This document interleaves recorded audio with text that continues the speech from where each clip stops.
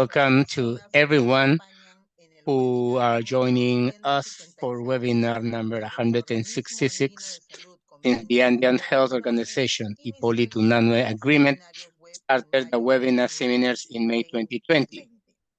To begin, we will give two key messages. First, the COVID-19 pandemic has caused a major setback in regular vaccination in our countries, which has increased the risk to recurrence and outbreaks of dangerous vaccine-preventable diseases. The pandemic has taught us a lesson learned, the relevance of strengthening health systems and developing all relevant strategies to ensure the vaccination of all people throughout their life course. COVID-19 pandemic teaches us that the capacities built and strengthened in these 3 years should not be rolled back. Research, epidemiological and genomic surveillance, vaccine and drug development, deployment of prevention measures and good communication remain instrumental for a society that cares. Under this premise, the Horas Conju is very clear about its coordinating role and continues to open dialogues and interventions with the participation of all sectors to ensure a dignified life for the inhabitants of our countries. Reflections on these and other priorities relevant to health and well-being can be found in the monthly Notisalud Andinas newsletter, available on the website of the Andean Health Organization. Accordingly, today, Tuesday, March 23rd, we open our virtual Thursday, she corrects herself. We open our virtual doors to discuss a topic of great importance for our region with this webinar number 166, drawing attention to the health emergency of chronic kidney disease, policies and interventions from the first level of care. We invite you to leave us your name, organization, and country from which you're joining us through the comment box of the Facebook Live or YouTube Live chat. In that same space, you can leave your questions or send them via email to webinarhorasconju@gmail.com.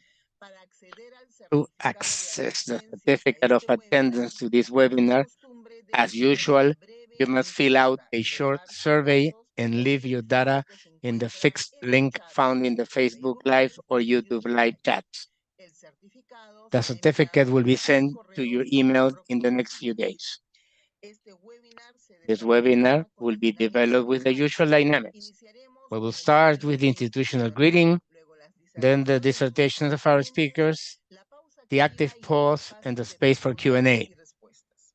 To begin this important day, I give the floor to Dr. Maria del Carmen Calle, Executive Secretary from Horas Conju, who will give the welcome and institutional greeting.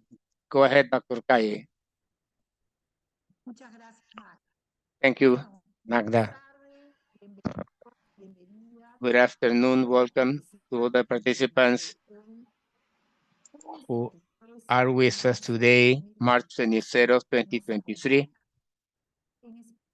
especially to the speakers and experts who will speak today on a highly relevant topic, such as policies and interventions for the health emergency of chronic kidney.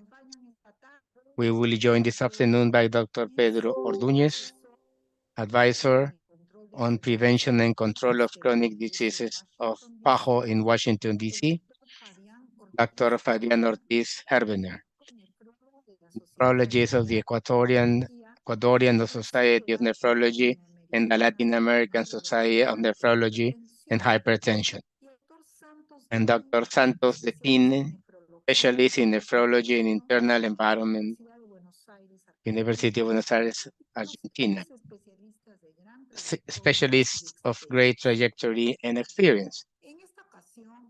On this occasion, The Andean Health Organization Hipólito Unanue Agreement has prepared this webinar on chronic kidney disease as part of the celebrations for World Kidney Day, which is commemorated on the second Thursday of March every year, and for this year, 2023, was celebrated on March 9, whose objective is to raise awareness among all the inhabitants of the world that they can detect any kidney disease early to prevent its progression and provide timely care. The Andean Health Organization Hipólito Unanue Agreement is a sub-regional integration organization and the reference in health of the Andean sub-region, which has been working hard to promote and position in the Andean countries thematic access of high prevalence diseases identified as priorities in public health.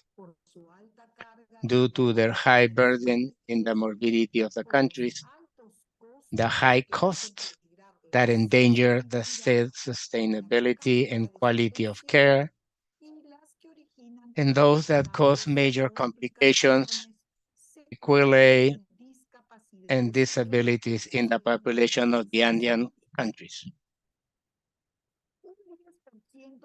About 10% of the population may have chronic kidney disease, CKD, at some point in their lives, and only a very small percentage reaches a survival that allows access to dialysis treatments and or transplantation. Early detection of kidney disease is not common, especially in communities with vulnerable health, with deficits in some primary human rights, such as education, environmental sanitation, legally protected work, or cultural habits not covered by health programs, being quote unquote invisible to health systems. The accelerated increase in the global burden of chronic kidney disease is alarming, being the greatest threat as the main cause of years of life lost worldwide for the next 20 years, which foresees a high risk in the sustainability of health systems.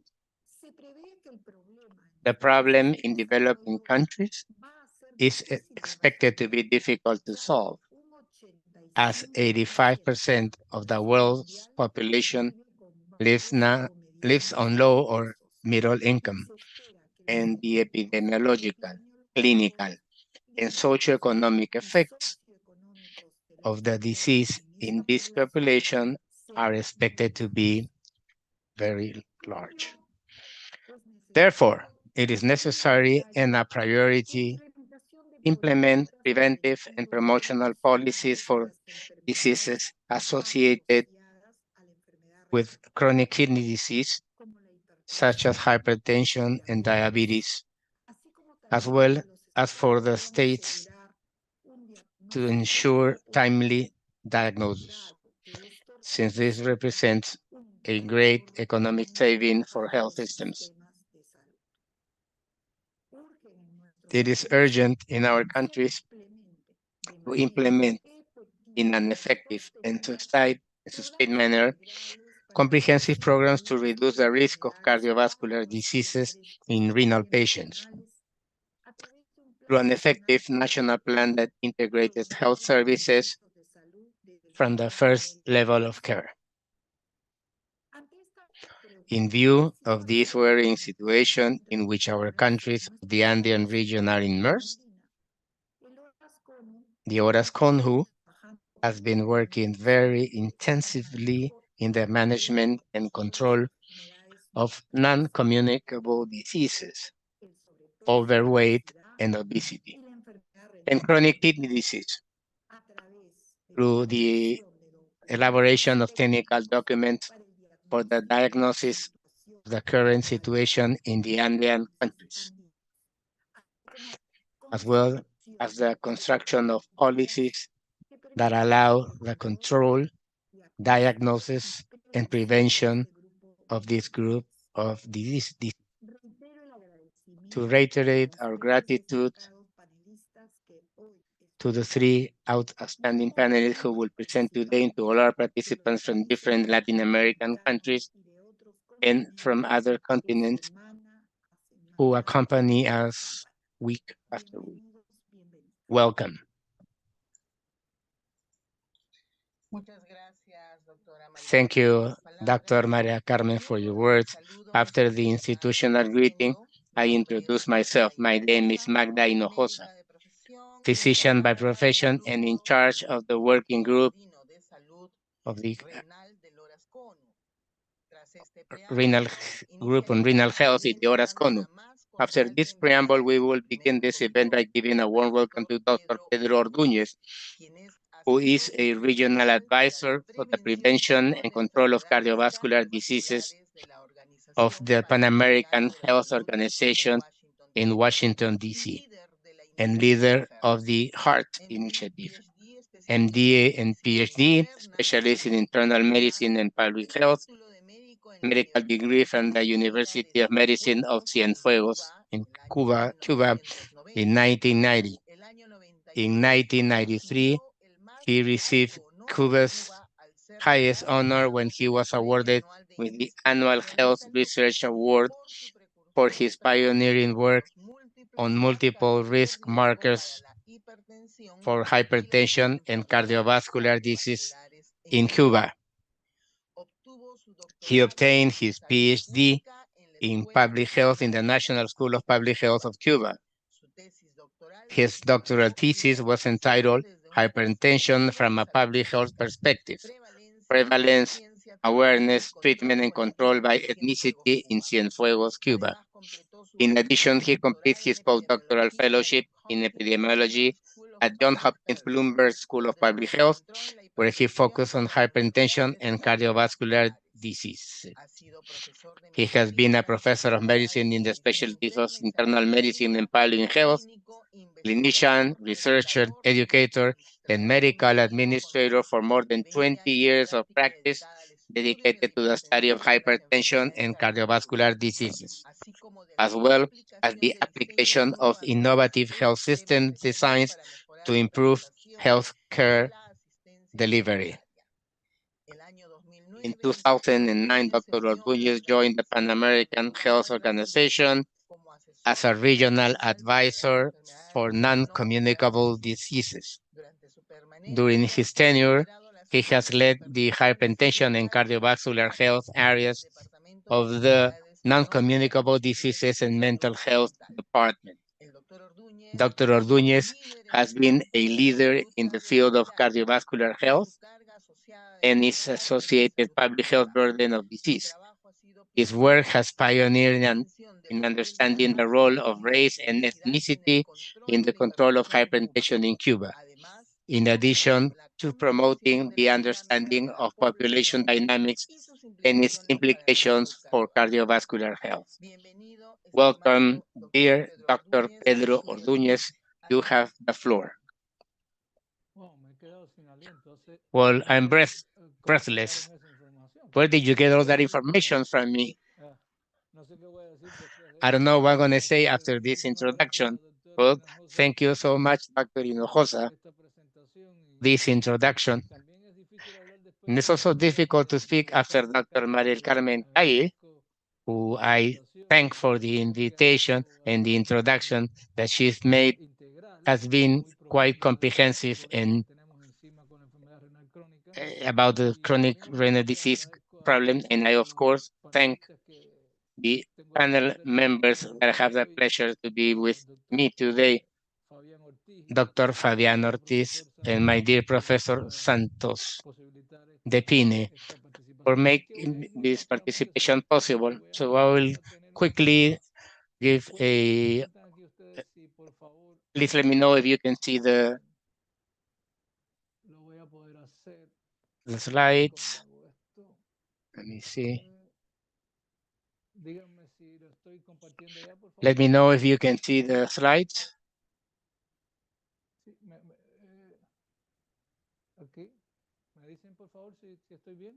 Please let me know. Yes, go ahead. Great. Well, I'm going to talk to you about a program that we have in the Americas called HEART. This is the opportunity in progress in the fight against arterial hypertension as one of the interventions against chronic kidney disease. I'm going to speak in three areas. Cardiovascular disease as a serious health problem in the Andean region. Arterial hypertension plays a central role, and the good news is there's much room for improvement. If you see this graph here, this is the health situation in terms of the top causes of death and disability in the countries of the Andean region. Look at the number of deaths associated with ischemic heart disease, stroke, and the fifth cause of death, kidney diseases. This is usual. This is quite unusual. And as Dr. Calle mentioned, chronic renal CKD is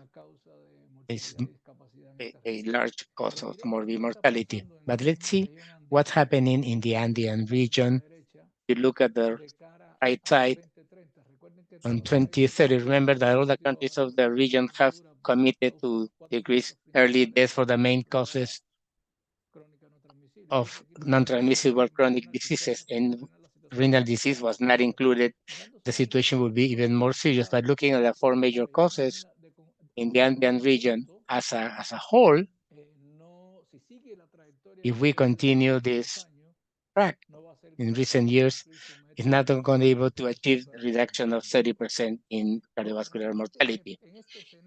And in this scenario, it is hypertension has a relevant role, and this is relevant by two reasons. First, because cardiovascular disease and hypertension explains more than 60% of ischemic heart disease and stroke.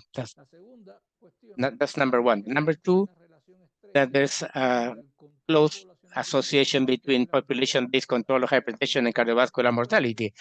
This is, you can see, we can see this in this graph, but this takes us to another serious issue.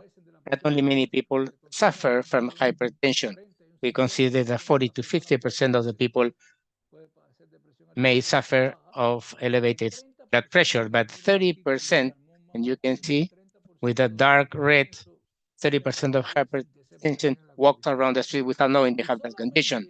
And only from the 60% who gets treatment, hardly half of them are under control. So there's a big gap, not only in the number of people that have this condition of hypertension, but in the amount of people who do not follow treatment. Or let's not talk about the world. Let's look at the countries of the Andean region. Here you see the situation of men and women of the countries of the Andean region. And this is, you can see the burden of disease associated to hypertension and the levels of control. In the case of men, the most serious situation is in Peru, where there are more men that don't know that they have hypertension. And obviously, by being aware of this condition has to do with the access to health service. And control is related to the quality of care. Not only people have access, but they comply with treatment. But the good news here is that if we can improve the levels of control of blood pressure, we can decrease mortality and make it in a very accelerated way. And hypertension will drop not only cardiovascular mortality, but also will decrease the impact of CKD, because hypertension is related to at least 1/3 of chronic kidney disease. So how about if we know how to take blood pressure, we know how you treat people, we have adequate drugs, and drugs in general are cheap and can be purchased with public policies of access to medications, and we can make the difference. And in the region of Latin America, if we can improve the level of control of hypertension, that is around 30% at present, we only take it up to 50%, just one half, we may save 130,000 deaths due to cardiovascular disease. So in this road, we find Heart in the Americas. Heart in the Americas is a project, an initiative, now is a program that covers 31 countries committed to the implementation of Heart. There are more than 2,600 health centers and more than 26 million people covered. The Andean countries have participated in Heart, except Venezuela. That seems to be the next country that's going to join Heart. And we have a pause in Colombia, but Ecuador, Bolivia, and Peru and Chile are the countries that have implemented Heart, and two of them are the champions of implementation, which are Chile and Ecuador. And the growth projection of countries that implement Heart in coming years going to be very large. So there's a lot of collaboration between Horas Konu, PAHO, and WHO in the Americas. But blood pressure control is a topic that might be simple, but it has a lot of hurdles. We have hurdles for diagnosis, for treatment, and for continuity of care. There's no secret. This is something we know, but it's important that we identify those barriers if we want to move ahead and change the graphs. So quickly, if a country wants to be successful, a region wants to be successful in controlling hypertension, and with that reduce the heart attributed to disease attributed to heart disease and chronic renal disease. What are the most important interventions? Well, first, to have treatment protocols with specific drugs and doses. This breaks the traditional paradigm that we have in many countries where everyone uses whatever drug they feel or with no protocols or criteria. And the other issue of having specific protocols, it facilitates that countries and health systems can make large purchases of effective drugs that will drop the price and improve the access to the drugs. And the other is the use of fixed dose combinations. This definitely is here to stay. Monotherapy is no longer an option. Will never going to be an option for the treatment of hypertension. Have monotherapy can be used in a few exceptions, but the fixed dose combinations of this is going to make it the difference. To have medication supply, appropriate blood pressure measurement, the team-based care.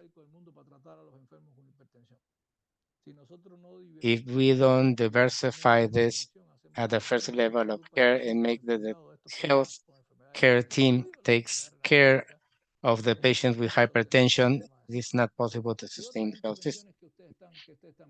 Another intervention that you see there, when we do all of this, it's essentially intervention, we achieve rates of control as high as Kaiser Permanente has in the US with a population model for control of blood pressure, and we have a significant and dramatic reduction in the impact on cardiovascular mortality. So the Global Heart Initiative from WHO, and is supported by all the international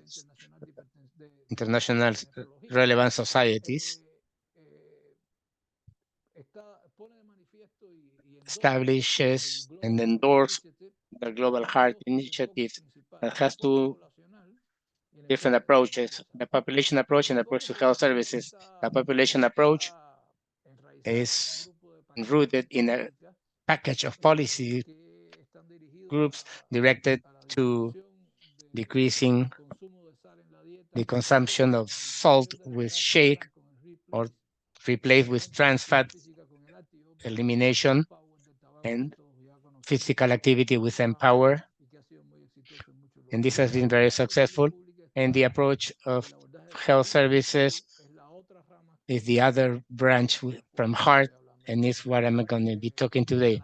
Heart responds to the acronym of H for healthy lifestyles, E of evidence-based treatment protocols. The A has to do with access to essential medicines and technology, R to risk-based management, T for team-based care, and S for systems of monitoring. All of this is just the deployment of the chronic care model in something specific as hypertension. So in 2021, the WHO launched the World Hypertension Guide, and we follow the proposal because we had a hypertension clinic that includes all the recommendations of WHO guideline and the essential measures that a system, health system needs to be effective at the population level in terms of blood pressure control, to detect the largest number of people with hypertension that we know that 30% doesn't, we don't know who they are, and then control those who are on treatment that we know that the level of control is only 26%. So this is a document, and instead of being a clinical guideline with 100 pages that at the end is difficult to read and execute it, it focuses on one page. So at the first level of care, we do things that we need to do. First of all, the accurate measurement of blood pressure. It is clear that this is an area that's neglected. And of course, if you're going to start treatment with hypertension and the measurement is done incorrectly, that's done with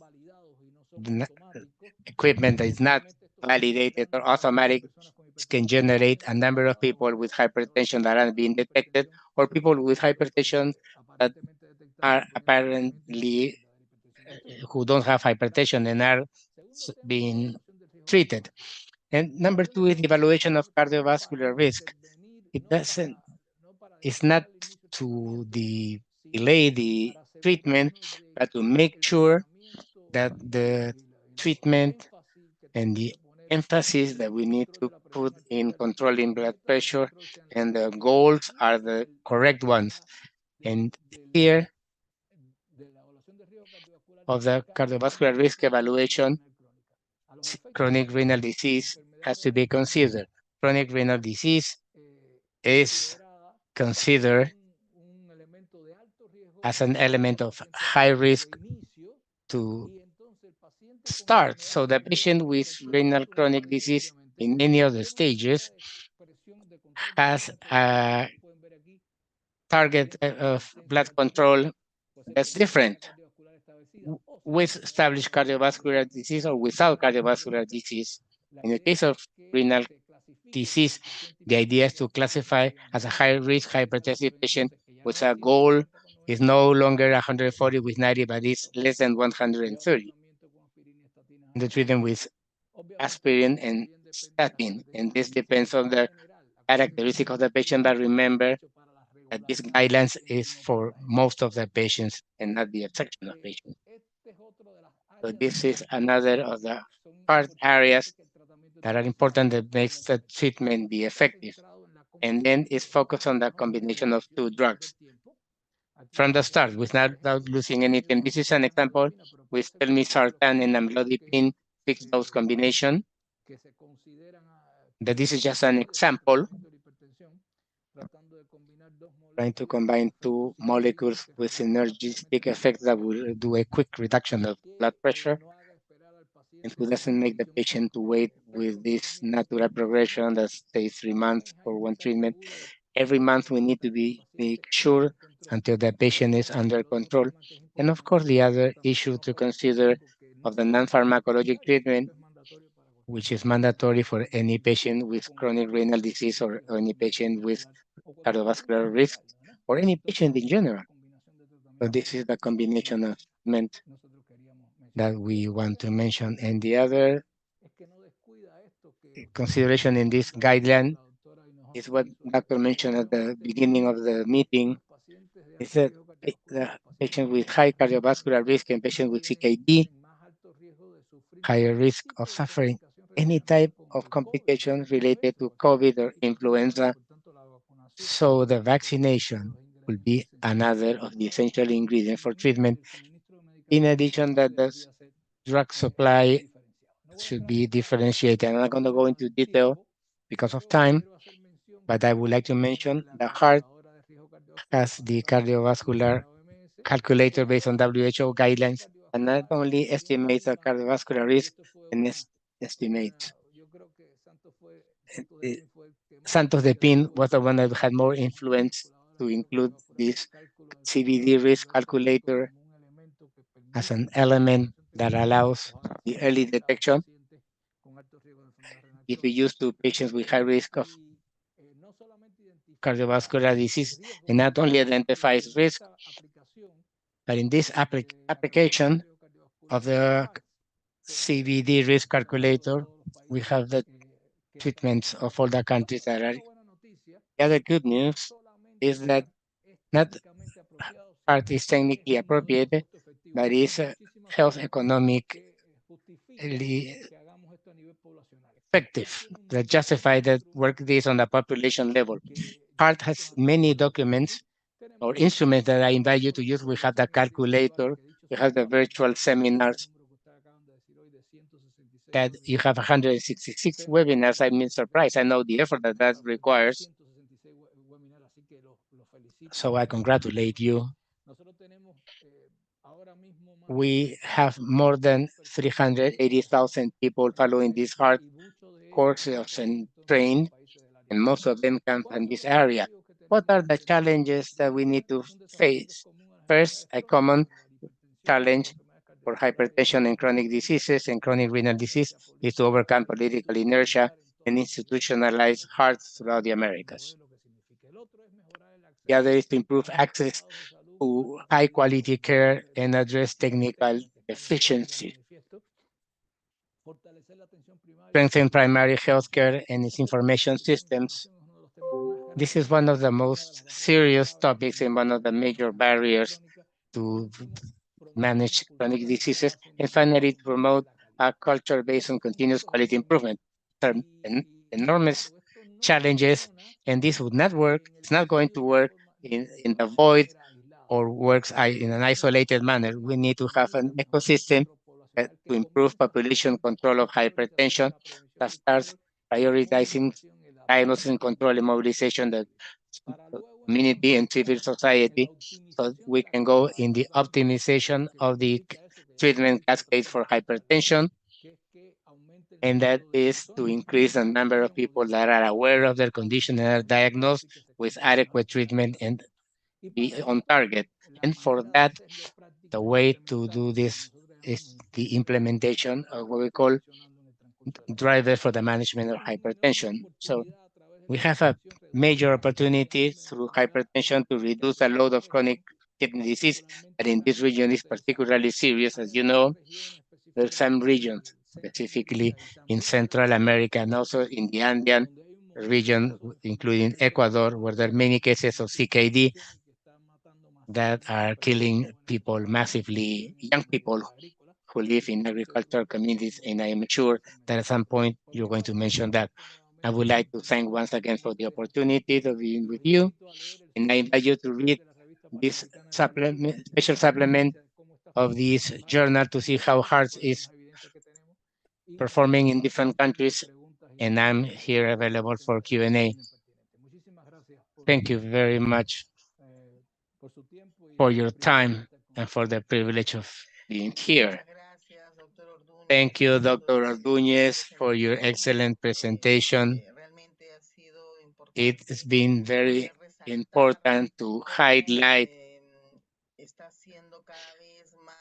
how it's becoming more serious, the situation of the increase of deaths and disabilities in our region, in our countries, due to non-transmissible diseases such as hypertension and its consequences. You have explained us how hypertension explains more than 60% of ischemic heart disease and stroke that we have in our countries. And it's alarming to see that a large percentage of them are unaware. You mentioned men in Peru with a high percentage of them don't know that they have this condition, which is serious. And also that despite some are aware of their disease and they are in treatment, they are not under control. And that is also a challenge that you have mentioned that we need to face forward and need to improve thanks to the implementation of this heart strategy. You mentioned about the experience in Chile, where they are leaders. We understand that there are many facilities, perhaps with the largest number of health facilities that have implemented hearts, so they can improve this diagnosis and this fixed dose combination treatment. You've already mentioned that monotherapy is being left aside. We should no longer talk about monotherapy, except for very few situations. But Hearts has clear protocols. Everything is properly indicated. And a question that arises from this in the years that Hearts has been implemented in our countries, how are they managing the through the budgets, because this requires a specific budget that the countries don't have them many times. How can we do these massive purchases in terms of this type of drugs to follow the protocols? We understand that there is a large, as far as I understand, scaling up and increasing the number of first level care facilities that can be included in this heart strategy, into this diagnosis and treatment. How are you dealing the purchase of drugs? Is there any corporative purchase, or the countries are still buying each one on their own? How is this being managed? Thank you very much for your question and your comments. This is a serious issue. Medication, the drugs is a serious, but it shouldn't be that serious. If we had pharmaceutical policies that will go hand in hand with the health programs.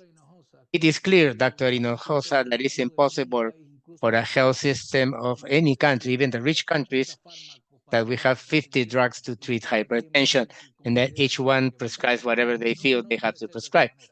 This this this is this should not be done, or this is not possible. We know that drugs are effective, they're safe, and they're cheap in general, relatively speaking, but we've been reluctant in many areas for the fix those combinations for hypertension. And this has made that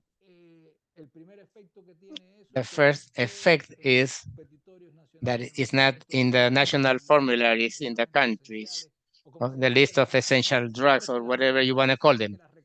Despite that the recommendation of the experts and WHO has been clear to add the fixed dose combination. The day we do this and we and we reduce the number of drugs and we increase volume and we do large purchases, the prices are going to drop. This is the same effect that we need to look, and Santos knows this very well, with the CKD drugs. It is not possible that we see many countries where the Ministry of Health buys, Social Security buys, and the private hospitals buy on their own, and this affects the pocket of people.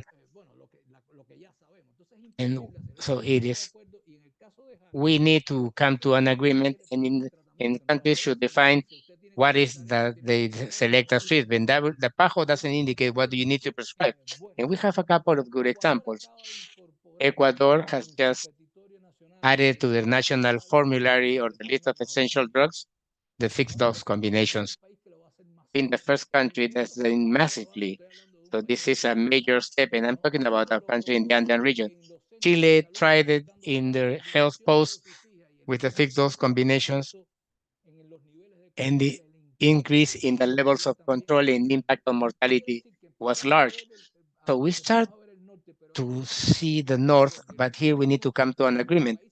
The mechanism that the countries agree on the purchase through these joint purchases, or the mechanism from the Pan American Health Organization. As you know, they have strategic fund for drugs and essential input for public health. For example, thanks to this, we were able to purchase vaccines for COVID in most areas because we agree and we obtain preferential prices. And for large volumes, we done it with pesticides and anti-TB drugs and antiretrovirals or other large input for health. In the case of antihypertensive, we have this obligation because we don't agree among each other, because unfortunately this is a pending chapter and people need to know. And in fact, the price difference factor in Hinojosa of the same medication inside the country and among countries of the same area, you need to go and look deep in this. It's going to be 20, 30 times the price of the drugs. So this is clear. This is a large economic burden and doesn't facilitate to have effective health programs that will reach to the most vulnerable, most of the people, because who has hypertension and cardiovascular disease are the people who have poorer condition life. And this is what we see with chronic disease. A very good question and area for action for the future. Thank you, Dr. Pedro Duñez. You're right. This is a weakness of our countries. And at the end, it's the patient's pocket that suffers. And this is one of the causes of they withdraw or abandon treatment many times because of the economic burden. We can provide the two medications, but they only take one. And in the long run, that results in the complications that we know, one of them being chronic kidney disease that we're talking about today. Thank you, Dr. Duñez, for your presentation, your excellent conference. We thank you deeply. We know that you have a very heavy agenda and you have another activity right now. So we're not going to be able to have you until the end of this meeting, but we thank you. And you're welcome to stay as long as you want. Thank you, Dr. Pedro Ordóñez, for your presence. A big hug from Orasconu and all the Andean countries. Thank you very much, and success to Fabian and Santos. They're excellent speakers, the teachers, I'm sure. They're going to do a great job. I have to leave. I have another thing in the other side of the world.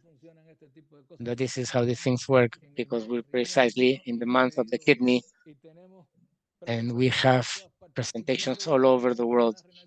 So we'll talk about CKD some other time in the agricultural communities that's affected not only in Central America, but in the north of Ecuador, where they grow flowers. Please take care. Good afternoon. Bye.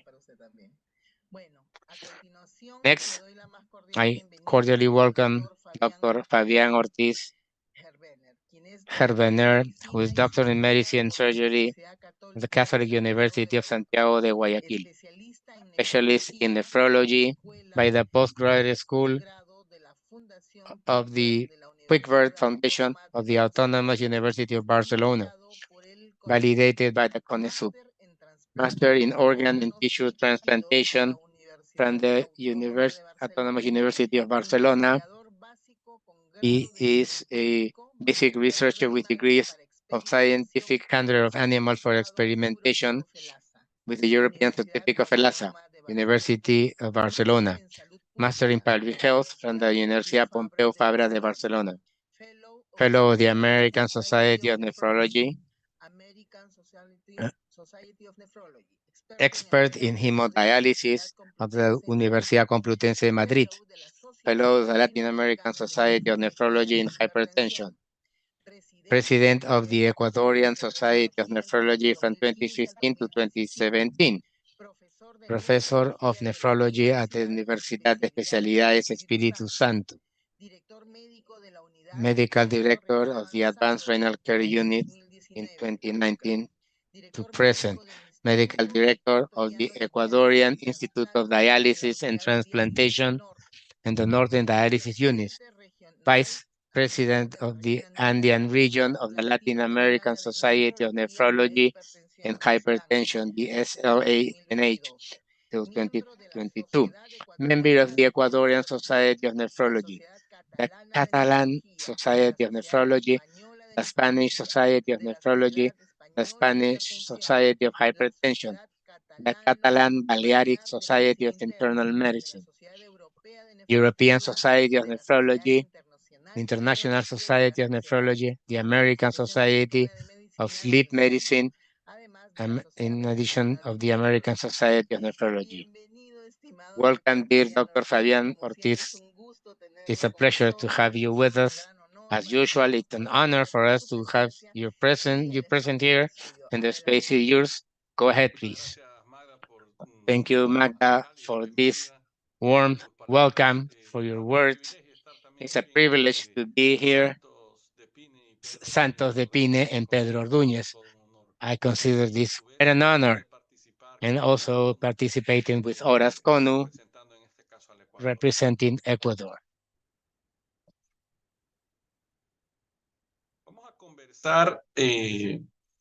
Acerca de la enfermedad renal crónica, vamos a We want to talk about chronic renal disease.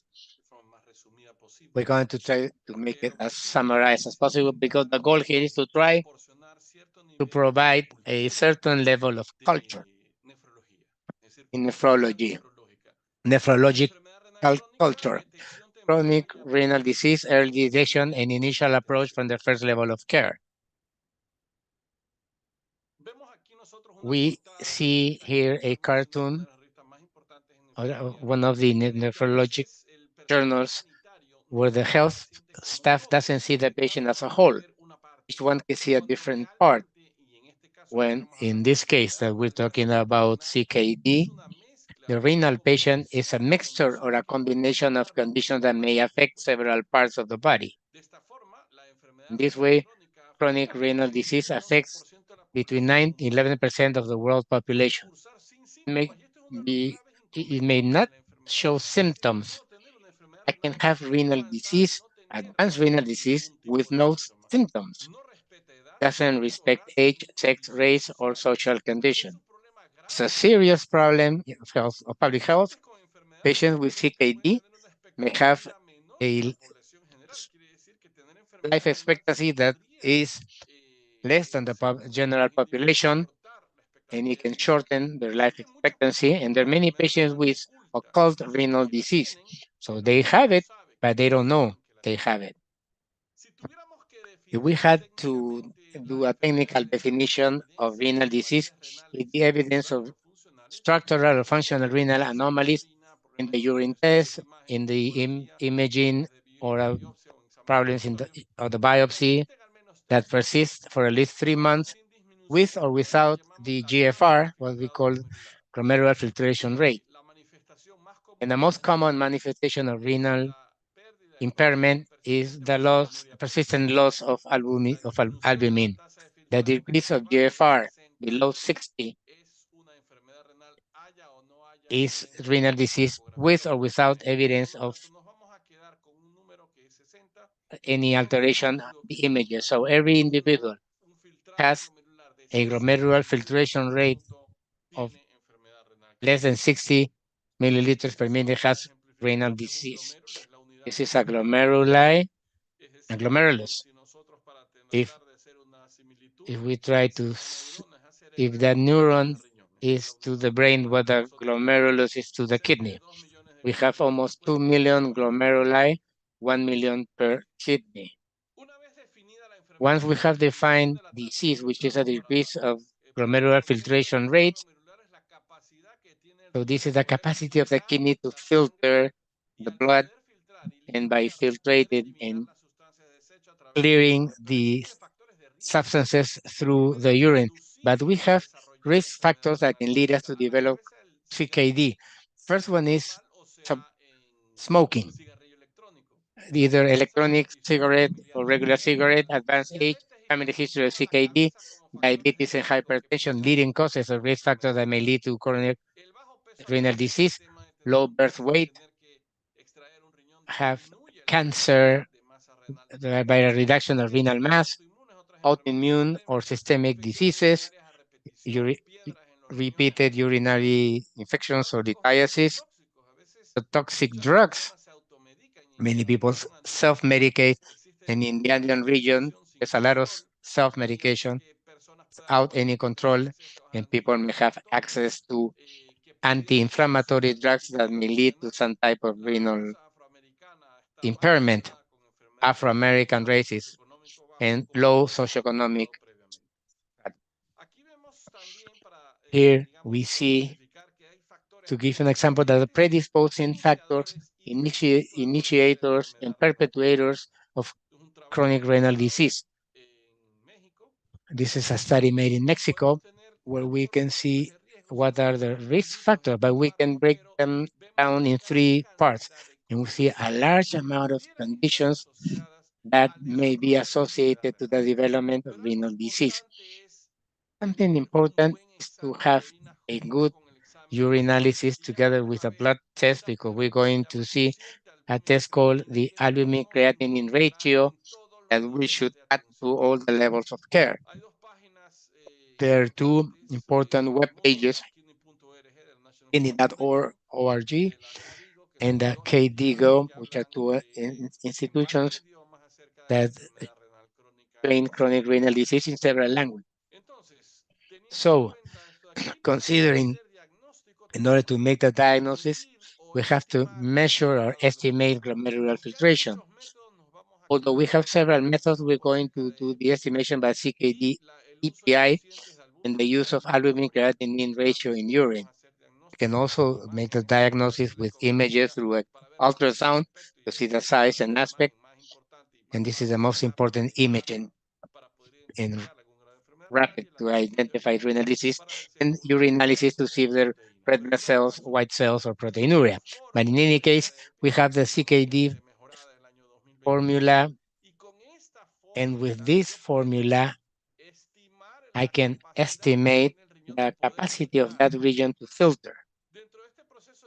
And in this diagnostic process, we need to confirm the existence of renal impairment and to see the impact in other areas. We're talking about ultrasound and the calculation of the glomerular filtration rate plus the albumin creatinine ratio, but we need to evaluate blood pressure, sugar, fundoscopic, electrocardiogram, measured bicarbonate, glucose, cholesterol, triglycerides, uric acid.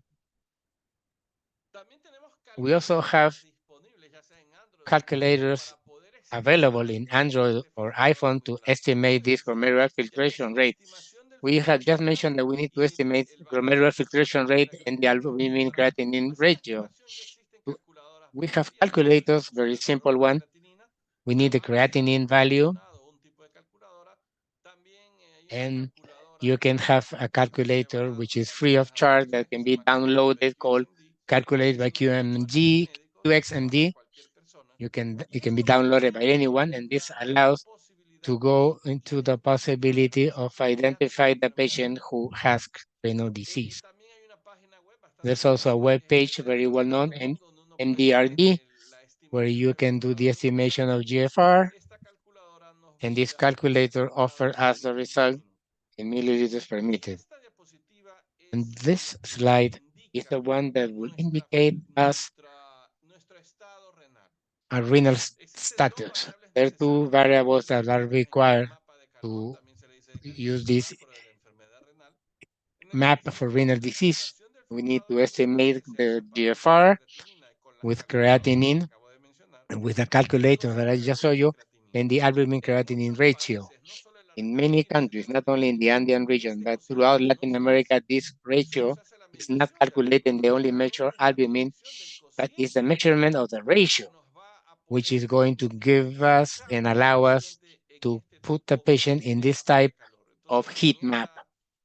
So in this column, we can locate the patient according to the GFR, and according to that, we can say it's grade 1, grade 2, grade 3A, 3B, 4, or 5 of renal disease, 1 being the mild and 5 the most serious one that usually leads to dialysis. And from the point of view of A1, A2, and A3 columns, according to the loss of protein in urine. When I have these two variables, I can put my patient in this heat map. And here the important part is to explain the patient about renal disease and the care. If a patient is in green, because the GFR and the ratio puts a patient in these green squares, the patient usually feels well. But if the patient is in red, it's how can I go to orange, yellow, or green? What do I need to do? And that is the importance of showing the patient not only put them in the first level of care, but also refer them to so the patient knows where he or she is and where we need to take him or her. So we know that with the decrease of GFR, the patient is going increasing the progression, and this comes to a end stage disease that leads patients to treatment either peritoneal or hemodialysis. We need to take into consideration something important. We talk about glomerular filtration, and for primary care physicians, this glomerular filtration rate can be considered that this decreases is normal according to age, but that is not true. If we have a GFR, and we're talking around from the adult age between 90 and 120, but starting on the age of 40 starts to decrease 1% per year. But what do we mean by this curve? That we need to be alert to the progressive decrease of filtration in a patient to see if there's any elderly patient who has a low GFR, not to blame it to age, because it may be indeed a real kidney disease that's occurred and needs treatment. So we need to identify glomerular filtration and also see the correlation with age and be able to tell the patient, you know what, your kidney function is decreased and this is not correct according to your age. Here we have an example of a 35-year-old woman with 1.2 creatinine with occult renal disease. I use this calculator and I put 1.2 creatinine with 35 years of age. According to the formula CKD, the patient has 59 milliliters of filtrate. Every value below 60 is renal disease. Times the laboratories that put referral values or normal values on the side, and 1.2 doesn't worry many physicians. And patients who see the lab test say, no, this is within normal range, that this woman, if she doesn't receive any type of intervention with therapy, she will require renal replacement treatment in the future, because at the age of 35, she had already chronic renal disease. This is an example of showing the occult renal disease. If we talk about data from Ecuador, this can show us realities that are similar to what we may see in other countries. In Ecuador, there are approximately 11 million of adults because the general population is 18 million. Of those 18 million, 11 million are adults, and those who have been identified with chronic renal disease of these 11 million are only 31,000 patients identified. And according to statistics and projections from all the studies, Ecuador should have 1.1 million patients with renal disease, and they have only identified 31,000. Therefore, according to what Dr. Ordóñez mentioned, there's a lot of room for improvement. If I have identified 31,000 and I know that there are 1.1 million, I have to improve the public health policies in order to find this gap, because these 1.1 million are patients that if they are not treatment, they can either die or can go to dialysis, which represents an impact in the life of the individual and their families, as well as the social sanitary impact in terms of cost. Aquí una como fuente, la If Organización we see Panamericana here from PAHO, the projection from 2019, in Ecuador, the 10 leading causes of death. In number 2, we have kidney diseases. So we are seeing a growth, a significant growth, not only patients with hypertension or and diabetes, but other conditions that are increasing the number of patients with kidney diseases. So a patient with CKD may have cardiac problems, anemia, calcifications, sleep disorders, psychiatric disorders, malnutrition, pruritus, fertility impairment. And this leads us that the patient with renal disease requires a multidisciplinary approach in order to have an adequate control for these type of patients. There are non-pharmacological measures that every patient with renal disease or other risk factor requires, like have an adequate diet with low carbohydrates and decrease of salt consumption. Everyone in general should consume the smallest amount of possible of salt. Frequent exercise, daily exercise, is an excellent tool to provide an improvement in the health of people. 8 hours sleep, and I would like to make a side comment.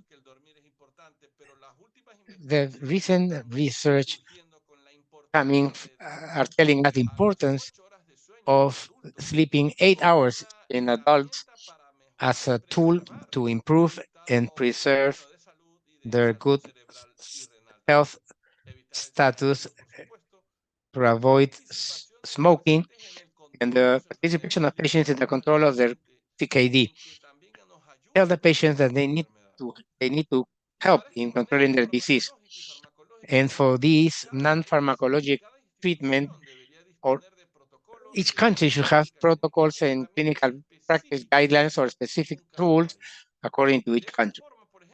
And this way, this is a model for care of chronic renal disease for primary health care, published in the Revista Médica del Instituto Mexicano de Seguridad Social, Social Security Mexican Institute Medical Journal, to identify patients in each stage of renal disease. And in one single page, have an algorithm, and we allows us that at the primary care level, we can train health staff so they can quickly implement, try to treat patients in a systematic way. In Ecuador, with the Ministry of Public Health, we have these clinical practice guidelines published in 2018 about the prevention, diagnosis, treatment of CKD. So these are very important tools that should be implemented on the first level of care. In the conservative management of renal dysfunction to prevent a decrease in renal perfusion and others, We're going to talk about the treatment of complications, but patients with volume overload, potassium increase, acidosis, hypertensive, may have anemia, may have dyslipidemias or dysproteinemias. But in general, if we had to summarize the medications to be used from the first level of care, we have the ACE inhibitors and ARBs in patients who have hypertension, diabetes, or loss of protein. Now, in here we have from the start, since the publication of two important studies, the dapagliflozin and empagliflozin, which are SGL2 inhibitors, because these drugs have demonstrated benefits in patients with chronic renal disease, regardless of the fact that they're diabetic or not.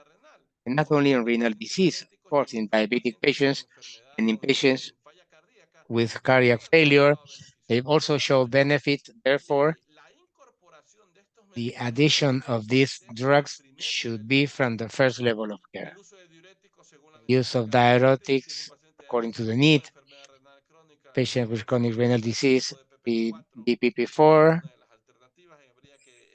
We should try to avoid sulfonylureas. Watch metformin according to the glomerular filtration rate. Treat patients who with lipid lowering drugs, because we see patients that in primary healthcare they are not treated for dyslipidemias. The patient may benefit with this treatment of cholesterol lowering drugs, and they use alkalinizing agents, use medications for anemia like erythropoietin or iron. And this was published not too long ago in October of 2022. When to refer a patient. This is an important message. Primary healthcare physicians are perfectly trained to identify and control a patient with chronic renal disease. And when this patient in this heat map starts to get complicated, let's say there's a drop in glomerular filtration rate or an increase in albumin proteinuria, to treat and refer. But a primary care physician has a large spectrum of patients in green, yellow, and orange. They can treat without need to refer. So, in conclusion, following this slide, a primary healthcare physician may treat patients with CKD in stage 3 unless they have a significant protein need to be referred early. And it can be treated at this level of care in a timely and efficacious. And to invite you for reflection, why it's important to talk about chronic renal disease. If patients with CKD are much prone to die than to go to renal replacement treatment. It was published in 2004, the 5-year follow-up. It was seen that if we have a glomerular filtration rate between 60 and 90, 5 years later, 10% of these patients may die. But with the worsening of renal function or start to see protein in urine, when GFR is in stage 3 between 30 and 59, of the patients with CKD, 24% die 5 years later. And if we are in stage 4, patients with 15 to 29, almost 45% of them die. So patients who are on dialysis are considered to be survivors. Approximately 20% of these patients are the ones who reach to dialysis. But see how many stay along the way. So we have a significant number of patients that may die with chronic renal disease. And here, with regards to patients who are on dialysis, we see that the cardiovascular mortality rates are much elevated in patients with CKD compared to the general population. This is a classic slide in nephrology. patients between 25 and 34 years of age of the general population, either male or female or independently, regardless of the race, the chance of cardiovascular mortality is 0.01%. Person of 25 years die from an infarction is very unlikely or very atypical. But with the increase of age at 85 years or more, the possibility of dying with cardiovascular condition is higher. But the patients in dialysis, regardless of their age, a patient of 35, 25 to 34 on dialysis may have the chance of dying by cardiovascular disease that's extremely high that may be considered as patients over the age of 75 in the general population. And this leads us to a slide where we see that according to the US RDS, the life expectancy for selected diseases at age 49 may live 3 years more. But if there's a prostate cancer, life expectancy is reduced. If there's a colon cancer, reduces even further. But if there is ESRD, life expectancy is even more reduced as some types of cancer. So it is absolutely important to establish policies directed towards diagnosis and early diagnosis and treatment of this condition. What is the call for action? Identify patients at risk of having CKD. These are hypertensive, diabetes, obese, prematures, or with family history or smokers. Calculate the GFR and albumin creatinine ratio from the first visit to stratify risk. And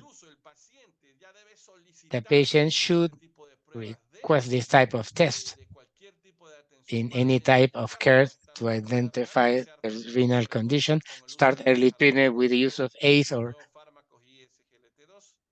ARBs or SGLT2 inhibitors, and tailor a model of health, renal health management according to the reality of each country.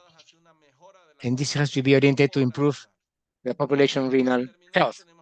To conclude, we have the 8 golden rules, these simple rules to keep active, regular control of glucose levels, monitor your blood pressure, healthy nutrition, drink water, don't smoke, don't self-medication, and review renal function if there's a family history. But the American Heart Association has added something else, which is sleep. They also recommend to improve the hours of sleep on the adults, try to sleep 8 hours and include hours of sleep as a necessary measure to protect their health. Thank you very much. I'm ready for any type of question. Magda, we cannot hear you. Thank you, Dr. Fabian, for your excellent presentation. As you always join us on these events, and we've been able to hear from you the serious situation that we are going through with this disease, not only globally, but in our countries. How this disease is so alarming may not show any symptoms. We are living in the situation where many of our patients with this condition are not aware that they have it, and many times they come to our health services for other reasons, and we don't make the adequate diagnosis or the timely diagnosis, and this results that once they are diagnosed, it's too late, and they need to receive some replacement therapy, and everything that has to do with cost also. You've mentioned the risk factors that we need to study, as such as smoking, the advanced age, family history, hypertension, diabetes, and you have indicated the urinalysis is so important in addition to the blood test and at all level of care. And you have also mentioned that first level of care physicians may make not only diagnose but also an adequate treatment of these patients. They not only have to think in referring them to the more complex levels. It is important to highlight that we don't have the nephrologists in the sufficient number that this demand requires in our countries. So there is a challenge that we have in strengthening the first level of care so our general practitioners and the patients of the first level may treat correctly and do an early diagnosis. You've also mentioned the importance of GFR, the levels of GFR, to put them in this heat map. And the interesting thing, data you show from Ecuador, which is an example that we can see in other countries. Perhaps Santos, now he will make his presentation about the study where you were also part of it in terms of diagnosis of CKD diagnosis in the Andean countries. And one of the things that call our attention that according to the statistics and projections indicated that we should expect to have at least 1.1 million patients with CKD. However, only have registered 31,000 patients. So we see this large gap in the timely diagnosis. Many of them perhaps are walking around without knowing they have this condition and no adequate treatment, of course. So we thank you for your intervention, Dr. Fabian.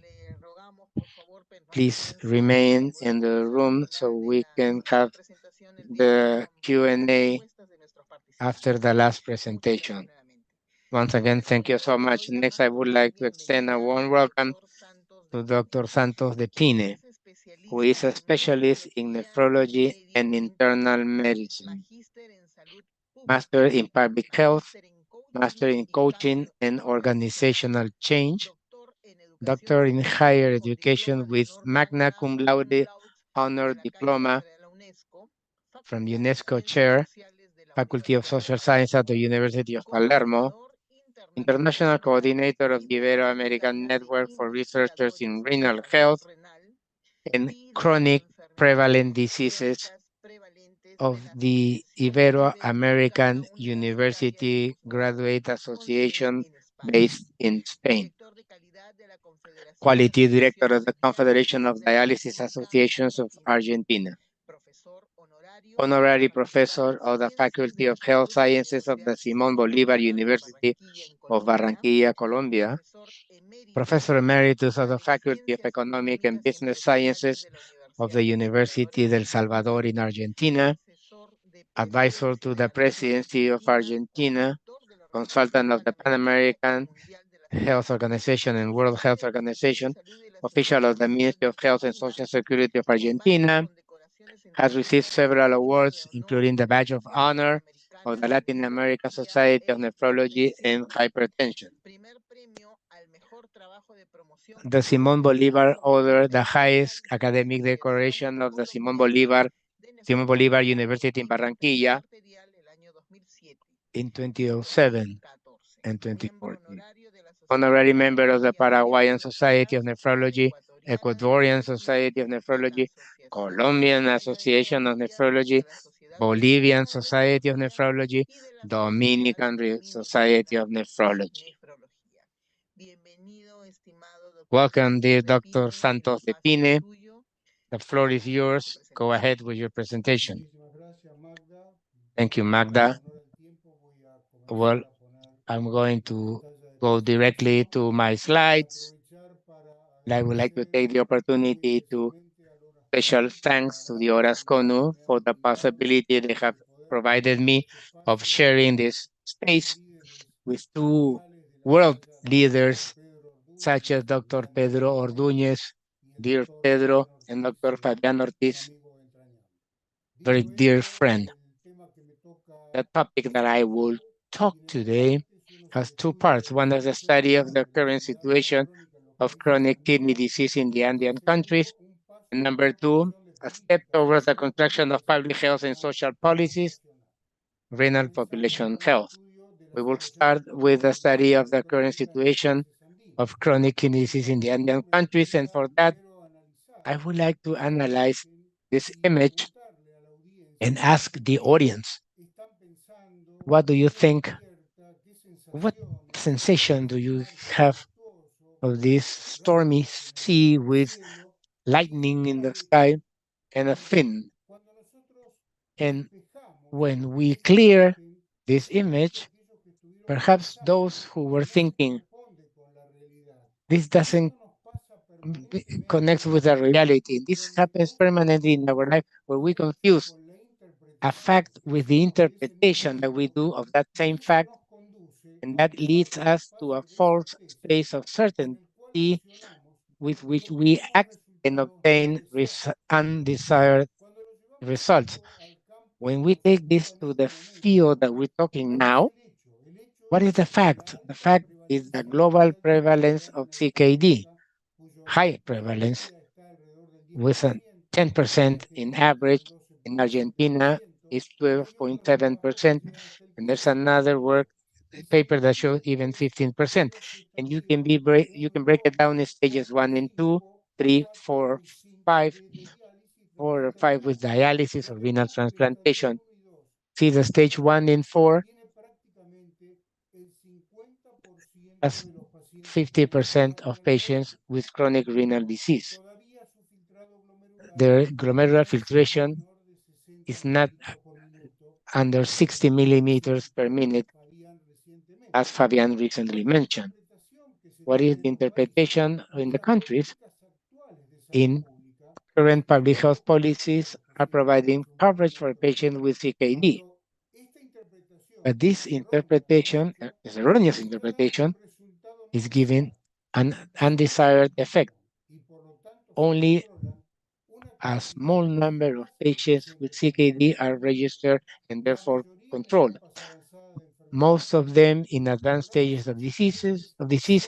The existing programs tend to identify only spontaneous demand. Most people with CKD are invisible to the healthcare system, and this leads to a high premature mortality. When we, a few days ago, on March 9th, with the World Kidney Day, this year was renal health for everyone, prepare for the unexpected, supporting the vulnerable. I would like to remember that social vulnerability is not unexpected. It's unfortunately a constant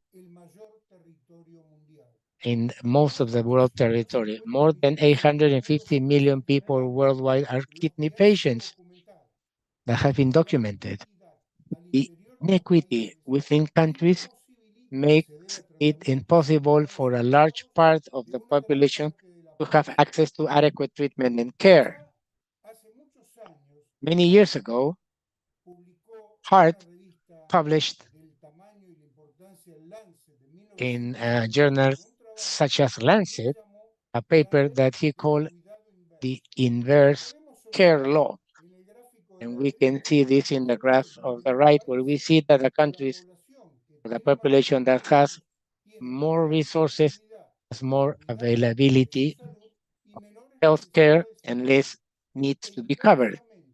And the less resources that the population has, less availability of access and healthcare, and more needs. So the unsatisfied needs are extremely large. And you can say that this happened in 1971, many years ago. But a new study was performed that was published in 2021, and it was called the inverse care law re-examined, a global perspective. And they took 4 countries, the US, the UK, China, and India.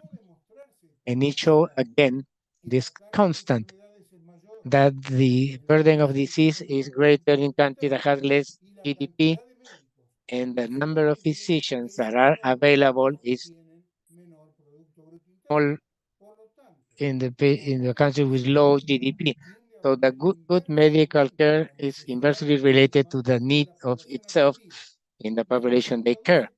And this is translated in this work done by the Renal World Atlas of the International Nephrology Society that demonstrates that the inequity expressed in CKD coverage in the world. If we analyze the graph in the left, in 2010, 6 million people were being treated when actually it was required by 9.7 million people. And if we project this to 2030, those treated are going to be 5.4 million people, and those who are going to require care in reality are 14.5 million. And these charts that we see in the middle clearly shows the presence of these inequities. In countries with low GDP, only 4% of people are treated. Medium to low, 10%. Medium to high, 30%. And high GDP, even in countries with high GDP, 60% of the patients that require treatment are treated. And this is why we have this. This graph shows that starting from the general population in the left and considering the social determinant of the population, we have an arrow up going upwards with a plus sign that generates what we call spontaneous demand. So those persons who, because of their education, culture, background, and resources and jobs, they have the possibility to have access to care. And this is the lowest amount of people. This spontaneous demand makes possible what early therapeutic interventions can be done to reduce early death. So in this flowgram of the disease, fight that there are going to be cardiovascular diseases associated that is going to include mortality, more than 47.5% of mortality. Some patients are going to reach to renal replacement therapy or transplantation. But in the lower arrow, we see the real demand. Real demand is that the one has obstacles shown by these two red lines, where social determinants prevent them to have access to health care. And this is a larger arrow, and this generates uncontrolled force, complications, and or high premature mortality. And where are these social determinants exemplified? This lower left graph shows us what we have in 18 countries in Latin America in situations that in general should make us ashamed to what they're showing. We have two bars, one dark and one light. The light one is extreme poverty and the dark one is poverty. Rural population has a poverty of 46.4%. Children from 0 to 14 years, poverty in 46%.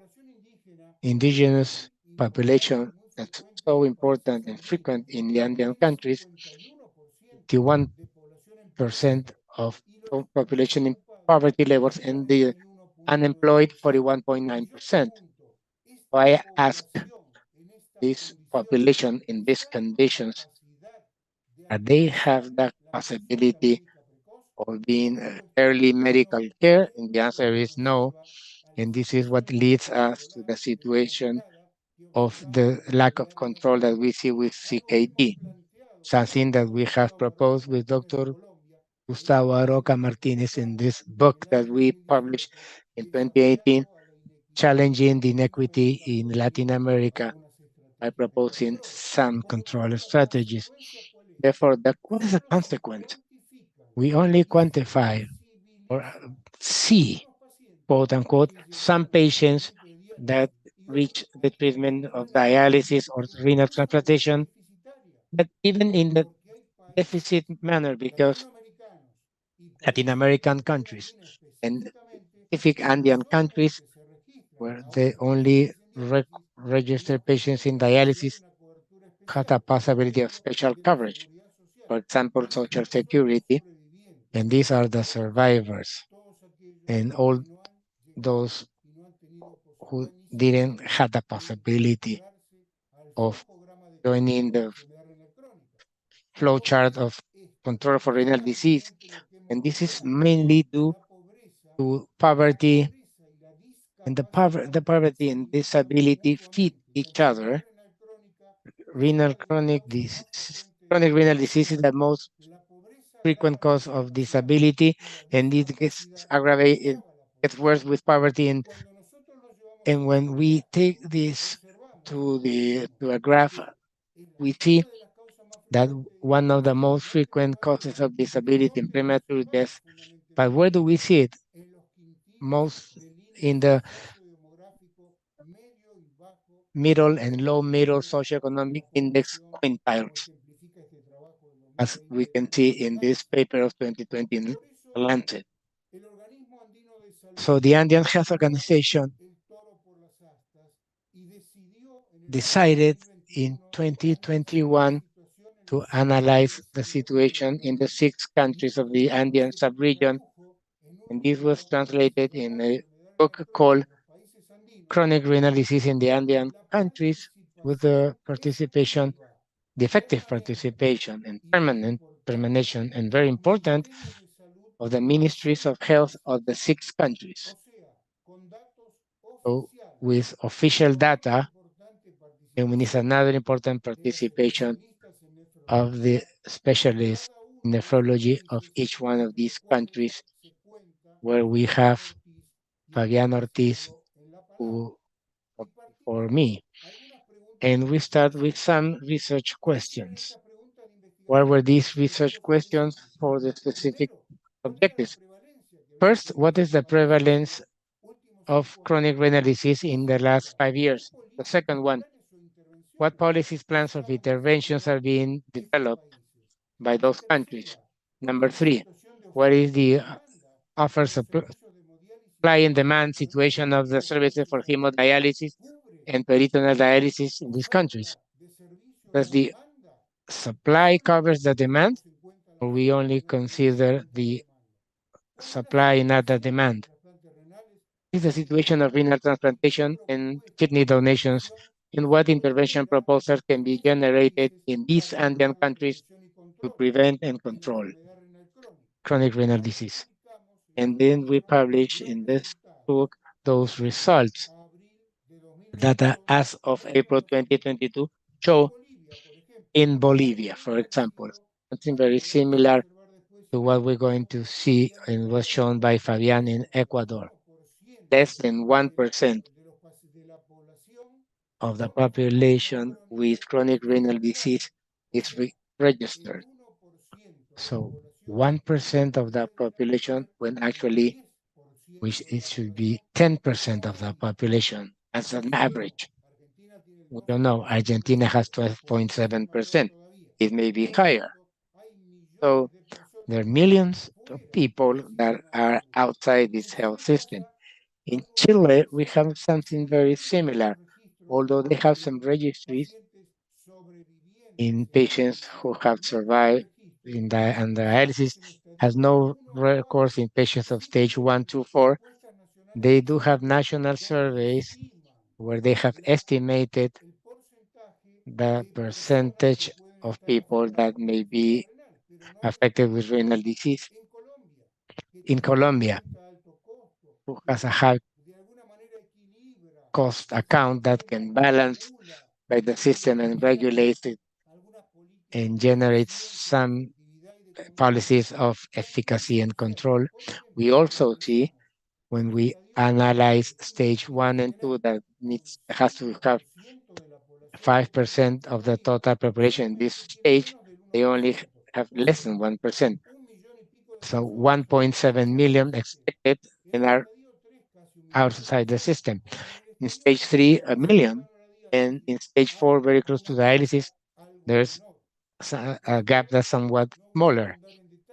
In Ecuador, I'm not going to go in detail, that was already presented, less than 1% were in the system. In Peru, there is a situation where there's no registry, but the situation is worse because there are partial data that are different. For example, FISAL, the financial to the Ministry of Health, and doesn't have a registry of people with CKD in other stages of disease. So there's an imbalance in what they have registered by the state institutions. And when we go to Venezuela, according to the data from the Ministry of Health, only 0.59% of patients have been registered compared to the expected 10%. So this shows the Andean sub-region and the countries that are included in this region don't have an adequate registry and therefore don't have an adequate control of chronic renal disease. What is the mortality rate due to kidney disease in each of the countries of the Andean region? The fifth place in the whole region, but now we're going to see for each country. Bolivia in fourth place of the 10 top causes of death. Chile, number 3. Colombia, 7th place. Ecuador, Dr. Ortiz mentioned, in 2nd place. Peru, in 4th place. Venezuela, 8th. And we need to clarify that all these data that are data provided by the countries to the Pan American Health Organization come from the death certificates. As you know, many times physicians, when they fill out the death certificate, put as cause of death cardiorespiratory arrest, for example, and they don't include the second cause that generate this, that may be renal disease. So there's very likely an under registration, and there's a higher percentage to what we see. This shows that the unfavorable situation that renal disease has. Not what are the improvement gaps that we were able to demonstrate in this work that took almost a year with the Ministry of Health and the nephrology specialists of each one of these countries, the structure of the Horas Cono. First, there's a large amount of people that have CKD but are invisible for the health system. Even the Andean countries that have specific institutional structures for financing CKD, they don't have reliable or complete statistics about the real demand. There's an important lack of registering patients with CKD in all the stages, including registers of patients in stage 5B, in dialysis. And there's a limited amount of nephrologists, specialists according to the population rate, and they're mostly concentrated in urban areas and don't go where they usually need it. So now we're going to talk about, in a few words, what is the step forward, the construction of public and social policies and population renal health that we consider in the Andean Health Organization.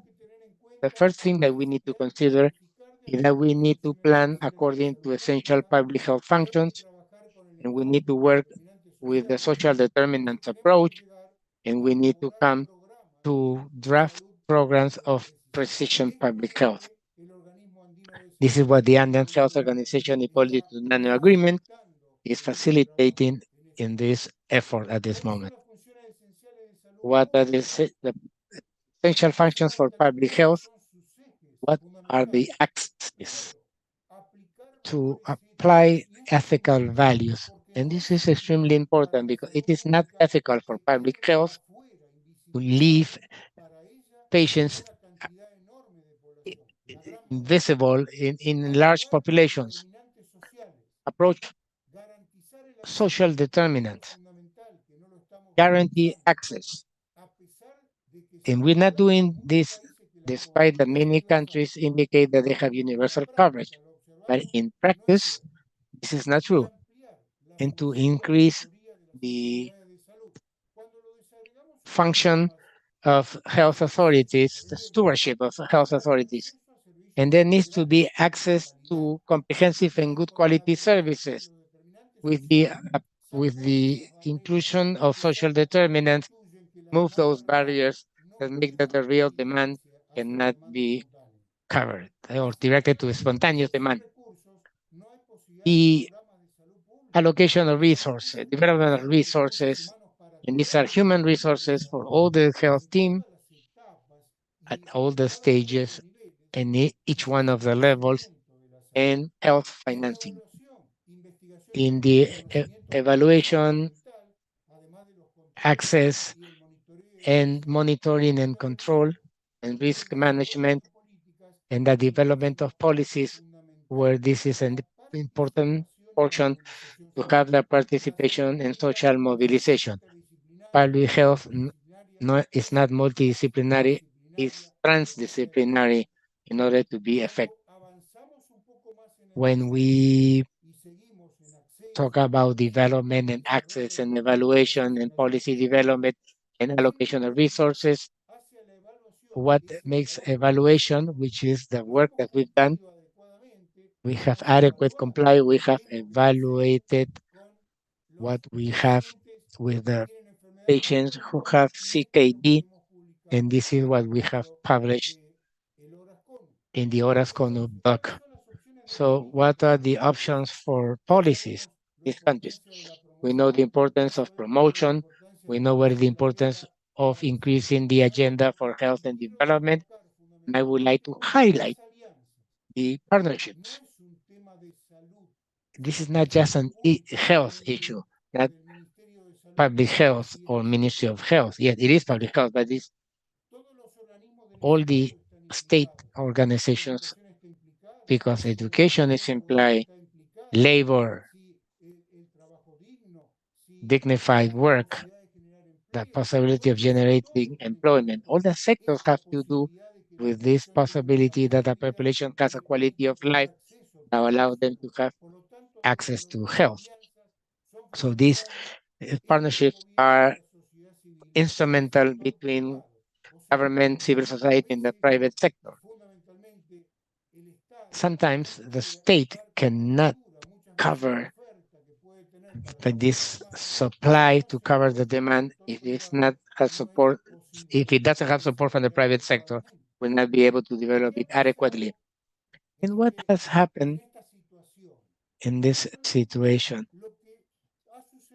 What we have seen is that we work with individual risk factors, and this generates a continuum of the chronic renal disease control, working with the risk factors, the flowgram of impairment, decreasing glomerular filtration, and chronic renal disease. And this has generated public health policies, coverage, and guidelines, everything that we know and that the health system has available. But they have led us to many gaps where CKD is not a priority in public health. There's a lack of financing, there are very few management guidelines, lack of renal health programs that are effective, not only those who came to the health system, poor registries. And all this led us to an increase of the global incidence and global prevalence and global mortality and ALICE or early death.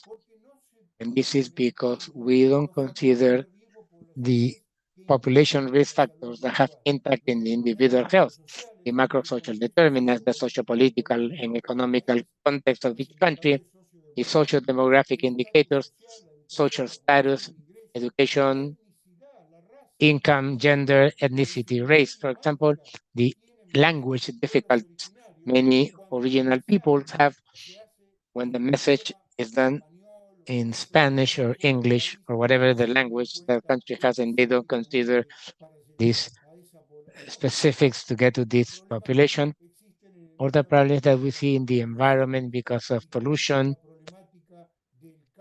and the climate change problem, the heat that some populations are exposed to with jobs that don't include any protection. So we haven't considered the essential functions of public health as we see. And if we don't consider that chronic renal disease is a syndemic, goes beyond an epidemic, because it has to do with this social, this, what we call this condition by social and biological factors. If we don't consider this, we'll not be able to achieve control. And this has been included in this paper that we published in 2021 with the University of Puerto Rico and the University Simón Bolívar in Barranquilla with Dr. Rafael Burgos Calderón and Dr. Gustavo Aroca Martinez from Colombia. In that work, we proposed that population renal health involves a collective action, a transdisciplinary approach with full participation of society, regardless of their educational, professional, or academic background. And with a model that's easy to understand, the layer model with Dahlgren and Whitehead, where we see that individual lifestyle factors are linked to social conditions, because having adequate nutrition is not cheap, expensive, and not everyone can afford it. To do exercise and have physical activity without going to a gym, just walking implies the need for safety. So all these issues need to be considered to generate public health programs. So here what we are proposing is that we have to work with a population kidney health. In 2005, we published the first paper with a Latin American contribution to the work called a sustainable model for renal health. We added the components of health promotion, healthy municipalities, and now we're trying to change the paradigm, go directly to the program that starts not in the social attribution of people with the risk factors, but instead with the macrosocial determinant.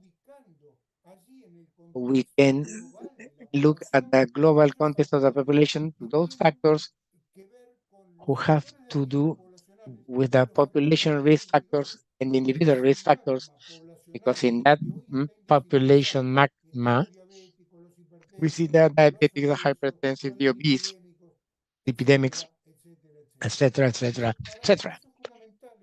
For that, we need to work with the SANI health agents and health promoters, have integrated in the community and use what we have, big data program with artificial intelligence, and then go to the individual risk factors with the adequate screening, and to work with physicians of the first level, the first link, the first level physician, and work with adequate referral and contra referral with nephrologists and other specialists to consider the patient's navigator so the adherence can be the best. And this is going to allow us to decrease the gaps and allow us to decrease, at least we expect to, in a few years, in the mid and long term, work with decreasing the incidence, the global incidence and prevalence, global mortality, and DALYs. And this implies to work with public health.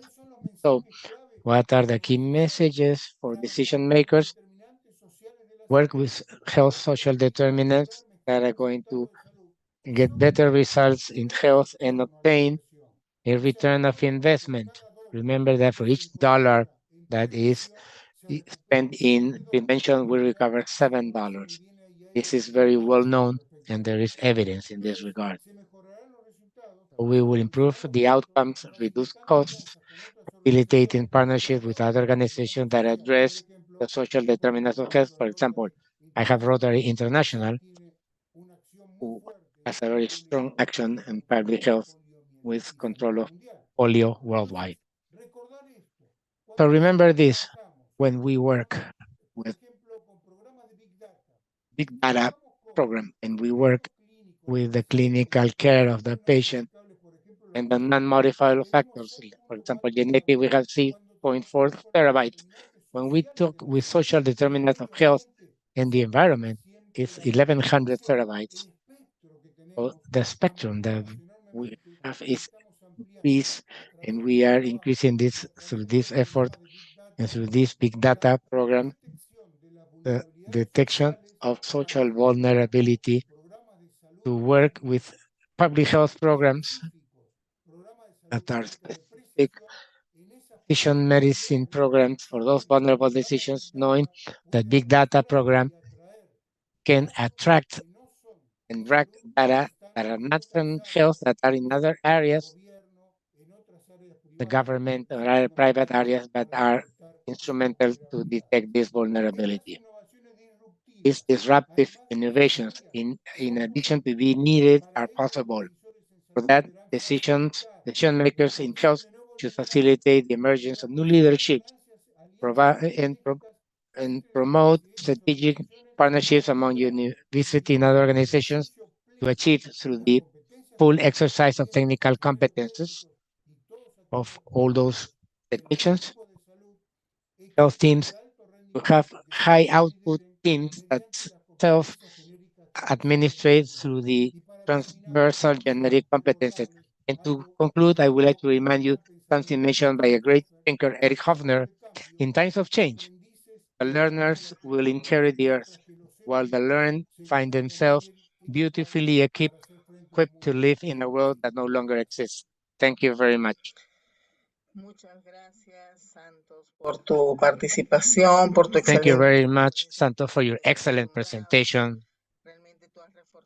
You have reinforced the alarming numbers that we have worldwide, which you mentioned that we are in 10% of patients with CKD worldwide, but it can go up as 15% in some countries. Despite this increase in numbers, unfortunately, you demonstrated again that a very small portion of this large population with this disease comes to healthcare.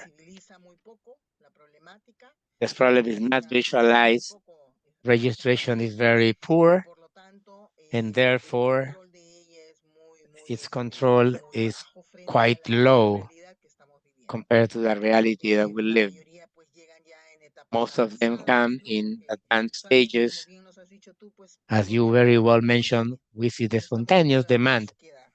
We're not going to looking for these patients that they are unaware that they have a kidney disease. So most of them are invisible. And much of this is translated because of inequities where our countries are living, where it leads to a lack of timely access to adequate treatment, to adequate evaluation. And this comes together with these unsatisfied needs, such as poverty. And the programs that we have are in our countries are insufficient. They're poor in terms of detection.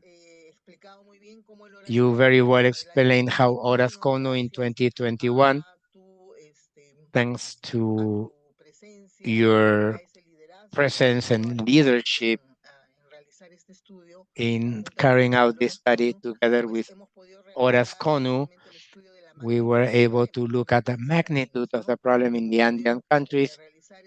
We were able to do this research project with the authorities from our 6 countries, from the ministries of health, together with the scientific society and all our experts. And we've been able to respond to the questions that you proposed for this situation about what prevalence do we have, what policies exist at present to deal with this disease in the countries, what is the situation of the supply and demand of services, especially dialysis, what is the situation of transplantation and kidney donation. A very rich document that has helped us to have a better understanding of this disease and to provide proposal for intervention that we could start to propose in this policy that hopefully soon is going to be published. You have also highlighted how this is an important cause of death in many places. In Ecuador, alarming second place, Chile number 3. So this is something that I think that we need to, there's a lot of advocacy is required. What you mentioned is key in terms of working health with health social determinants, and our decision makers understand that this is not just a public health sector. We need to work at the intergovernment level with the other sectors that need to be involved in the solution for this problem in order to reduce costs and improve outcomes.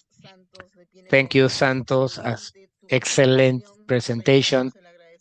We thank you again for this lecture, and we invite you to stay in the room to start our Q&A. I would like to take this opportunity to greet all those who are connected and are joining us from Argentina, Bolivia, Brazil, Chile, Colombia, Cuba, USA, Ecuador, Spain, Mexico, Paraguay, Peru, Switzerland, and Venezuela, among others, to the ministries of health of Bolivia, Chile, Colombia, Ecuador, Peru, and Venezuela, and other institutions that join us, such as the Carrión Hospital in Callao, the Peruvian Red Cross, the Navy Medical Center, other organizations and hospitals. To start a dialogue based on questions from the audience, we invite our speakers to turn on their cameras. During the development of this webinar, some questions have been left for us, and we will do our best to answer most of them. First question for Dr. Fabián Ortiz. With a 24-hour collection, can you establish if the kidney is affected or not, is impaired or not? Yes. The 24-hour urine collection is a test that is not recommended anymore because we have more effective methods, such as the estimation of glomerular filtration rate through the formula that I show you, and just with a blood test and the creatinine value, you can. So, because it is technically more difficult, it's more complex, and the value is not exact, it is almost no longer used. But yes, it can be measured that way. But at present, we indicate the calculation with a formula, which is more accurate and faster. Thank you, Dr. Fabián. A question for Dr. Santos, the PYME.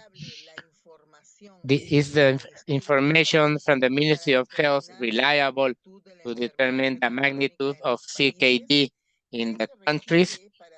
What do we require to improve this information in health? Well,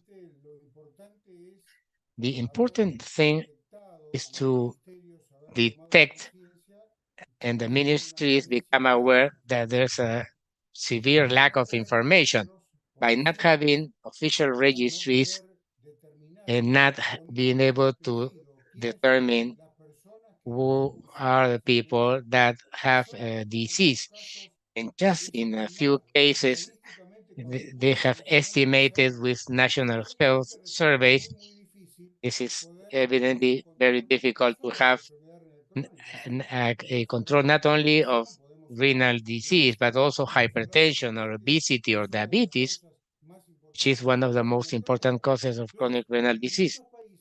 So in many countries, there is a program, for example, for diabetes, where patients are registered and the drugs are given for free because they are included in that registration. So there's a favorable conditioning for the patient. But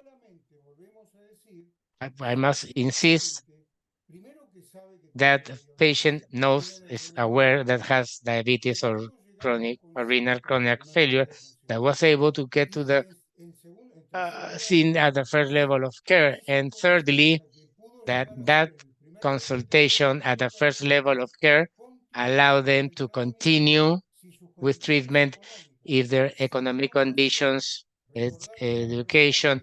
Remember that a person that has less than 8 years of education is a person who has very poor care of their health because they lack information. So the Ministry of Health, when they don't have that information, this translates into something reliable to elaborate health policies. I don't know if this responds to your question. Perfecto, doctor Santos, muchas gracias. Perfect, Dr. Santos. Pregunta para el doctor A Fabián question for Ortiz. Dr. Fabián Ortiz. Con solo el control de la glicemia en By just sangre, controlling ¿puede detener blood en un glucose, diabético la posibilidad can de you enfermedad renal crónica? prevent chronic renal disease in a diabetic? Not exactly, because a diabetic patient will be a very glucocentric thought, focus exclusively on sugar. Diabetic patient needs to have control of many other factors. And we are talking about a diabetic patient, we have to control the levels of glucose on blood, of course.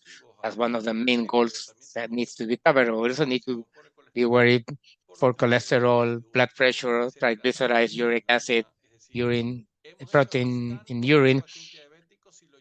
We've done a lot in the diabetic patient if we can take them to goal of treatment according to the levels of A1C. So the most complete response will be, it is one of the most important goals for a diabetic, yes, but it's not the only one, because the kidney has shown that not only hypertension and diabetes can harm it. Diabetic patient may have other risk factors that despite having normal glucose, renal disease can progress. Gracias, doctor Fabián, por la respuesta. Thank you, Dr. Fabian, for your Pregunta answer. para el doctor A Santos. question for Dr. Santos. Prioridades en un programa de What are the seguimiento priorities for a médico renal en health nuestros program should países? be considered for our countries or should be addressed for our countries? The first one we already mentioned very clearly.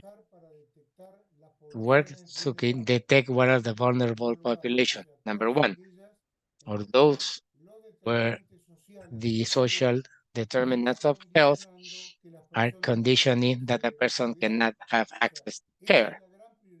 This is the major priority because I have shown during my presentation so far what has been done when we see the scientific papers that are published. They start with individual risk factors, diabetes, hypertension, what Fabian mentioned recently.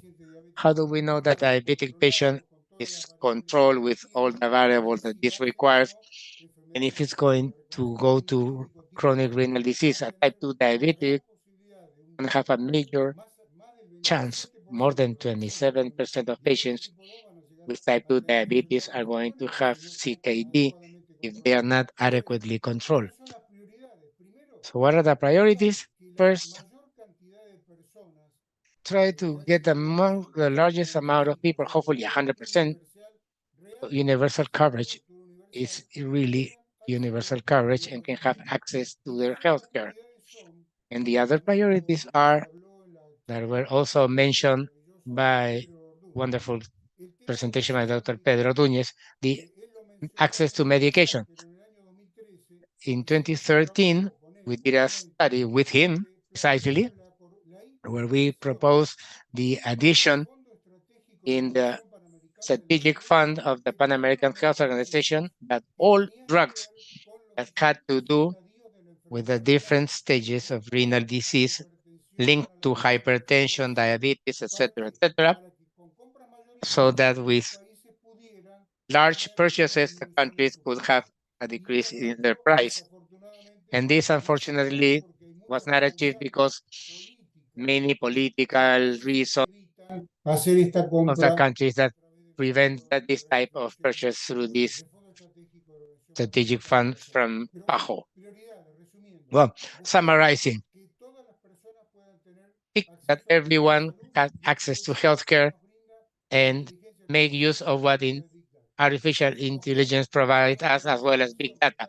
Collect all the available information for precision public health programs. Thank you, Dr. Santos.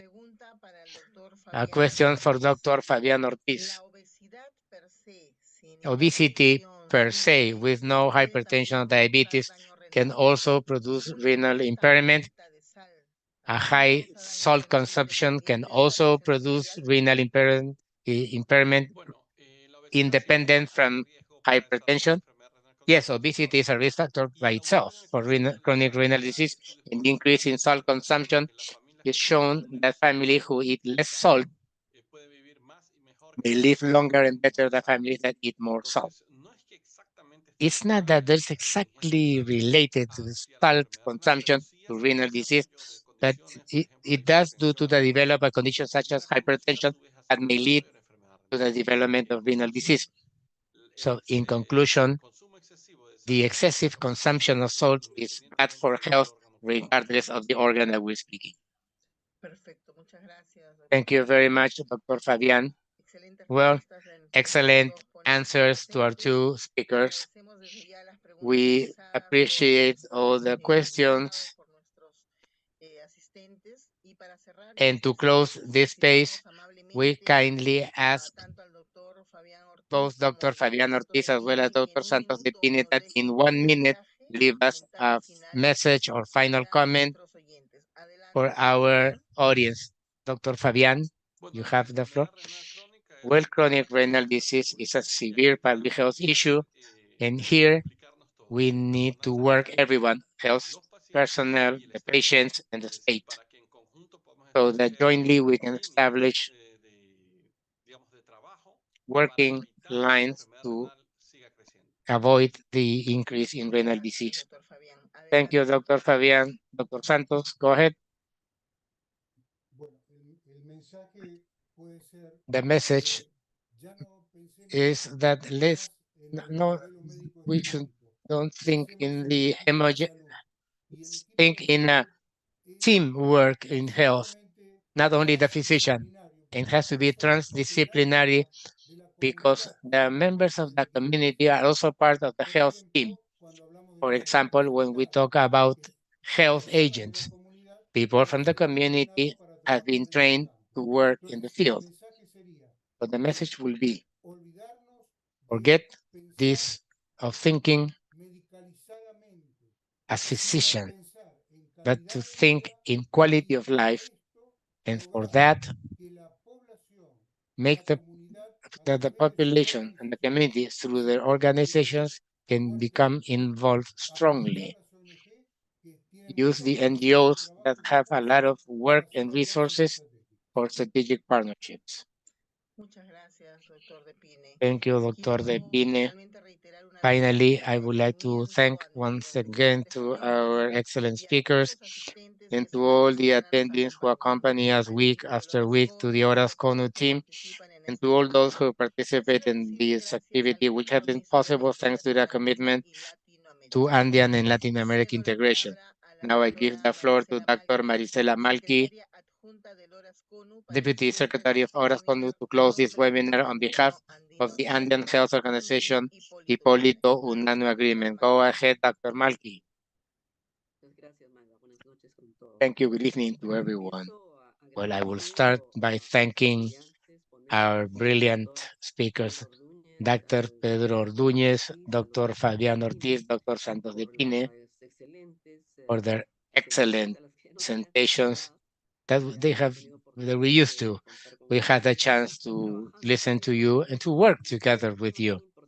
This important topic of public health problems such as CKD. You have shown us that this is a severe, serious condition that is going to be solved with cure, but must be prevented. Therefore, the emphasis of working in the field of health promotion, which implies to work on social health determinants, and if that improves the quality of life of the population, it's going to improve, and that is going to be translated into best physical health, and therefore less disease, less chronic. In this occasion, we were talking about chronic renal disease. In that regard, the ORAS ONU, as has already been mentioned, we consider this problem 10 to 15% of the population can suffer of this condition, and made it a priority to start working. And now we have an output, which was the publication of chronic renal disease in the Andean countries, that shows the situational analysis of the 6 countries, where we see the prevalence and the policies that are being executed. The supply and demand, sometimes we only measure the supply and we don't know, are unaware of the demand, which is really going to give us a real gap of what should be having. Of course, the situation of renal transplantation are not the best in all of our countries. And of course, the proposals to be developed, and in the way that we work in the ORAS ONU, after considering the state of the art of the levels and situation of the problem that we are addressing, we work in a next step to develop a joint effort with the 6 countries, which is what we always do in this organization, with a policy for public health, for renal health, to precisely generate policies and intervention in these gaps that have been identified. And Dr. Santos Epine indicated this has not to be looked just in a medical curative fashion, but in a more holistic, transdisciplinary, starting into involving all the stakeholders, such as the patient and the state, community, the academics, everyone that can offer or can have some or play a role in these policies that we may generate. It has been said that spending $1 in prevention, promotion of health, generates $7. That has been demonstrated. And fortunately, we're all changing our thoughts and concepts that it is very important to work in prevention and promotion of all diseases.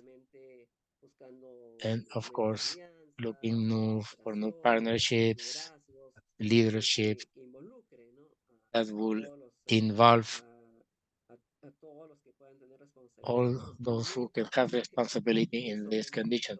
And something very important that we've seen in the development of the state of the art, it is important of information based on evidence, because to know what we're going to do, what gaps are we going to try to close, the most important thing is to have that information available.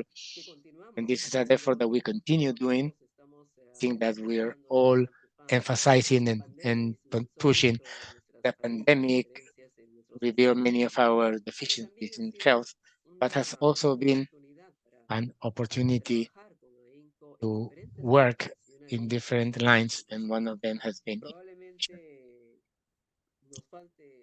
perhaps we still need more work to do, definitely, but I think that we need to acknowledge that all the countries during this pandemic made some progress in terms of information, generation of evidence, and above all, sharing it, because by sharing it and working as a block, better, it makes us stronger. We can deal with any condition that we have to face with regards to health problems that we're addressing. In this case, we talk about chronic renal disease. We have expectations for this policy to be issued with the active participation of the 6 countries, from the Ministry of Health, from the academics, and all those involved and that are going to contribute. And we have a different look.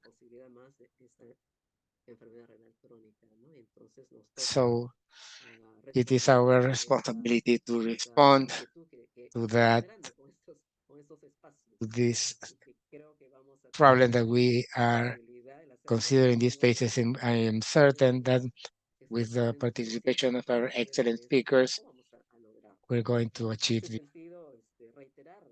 So once again, we thank you for your dedication, your time, and the passion that you put to what you are telling us, for all professionals and decision makers, because that adds to the response that we can provide.